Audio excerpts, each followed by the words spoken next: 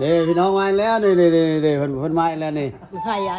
อ๋อว่านอนพี่น้องค่อยแล้วว่าเขาอยากเห็นเจ้าอ่ะนี่มาแล้วนี่มาพี่ก่อนนะมาพักพี่นะมันเลื่อมตานี่หาโต๊ะตั้งให้ก่อนมันเป็นหยังออกของเจ้านี่ตามันบ่หุ่งบ่รับไม่ฟังนี่ เฮ็ดจังนี้ มองกันนะมันเป็นแล้วนี่แก็บก่อน กันอยากได้อี อยากได้ หอมหันกับบักพรขี้ลม ได้นะ กับเพลงไม่ใช่ไงนะ เพลงอย่างมันว่าใดแทงบ่เข้าบ่ เพลงเพียงเพลงใช่นะเพลง กินนมนอนบ่ บ่เฮ็ดไม่ใช่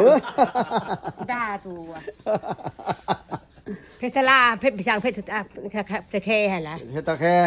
โอ้ FC เพชรตะแคได้นี่เนาะโอ้กับนั่นไผก็จะมักแฮงอ่ะ กับ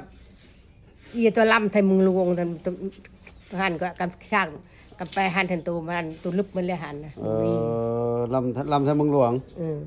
บ่เอาได้มึงไทยมึงลวงโอ้ตามึงลวงลำกับเมียนะที่ช่างกันนี่ ถามน้อยนึงได้บ่ ทายไม่ได้ เจ้ามีแล้วผัวเจ้า พวกเชียร์เทพชา โอ้ยมีผู้เฒ่าสนใจเจ้านั่นแหละ แล้วไม่ไผ่พี่บ้า นี่ โอ้ชี้ห้ำ นี่ผู้เฒ่านี่ พี่บ้าฮะปาดถึงหัวตัวอะไรตัวเพชรยาปลาเอ้ย แห่งได้บุญเลยเฮ็ดให้มีความสุขได้คู่ได้คีมได้บุญเลยเอาไปโพดไว้ผู้เดียวนั่นแหละบาปอยู่ผู้เดียวแล้วบาปได้ โอ้ผัวตายได้จะปีแล้ว ไปช่อง 2 ปีแล้วเนาะ มันก็เห็นนะพัวกันนะ ก็เห็นแล้วจากถามนี่ยังหรือไม่ยังเลยนี่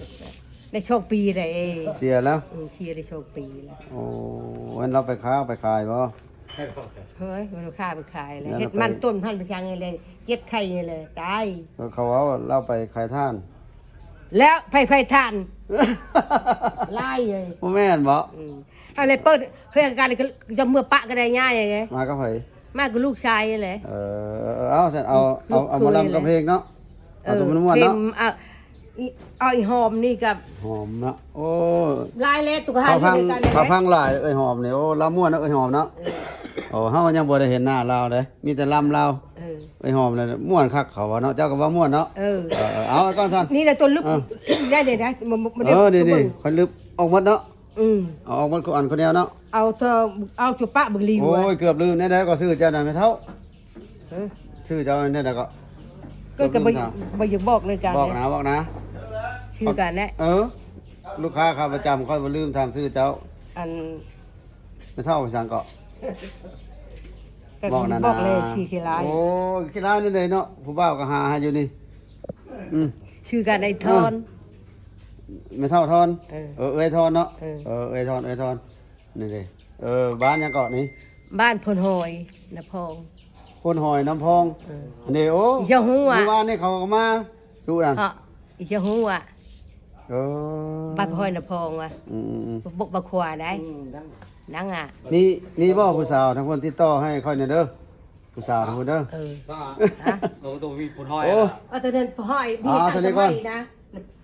เดินมาลำเพิ่นก่อนพี่น้องเอ้ยเพิ่นมายืนมาดามนี่มาตลอดได้ค่อยได้ลูกค้ามาตลอด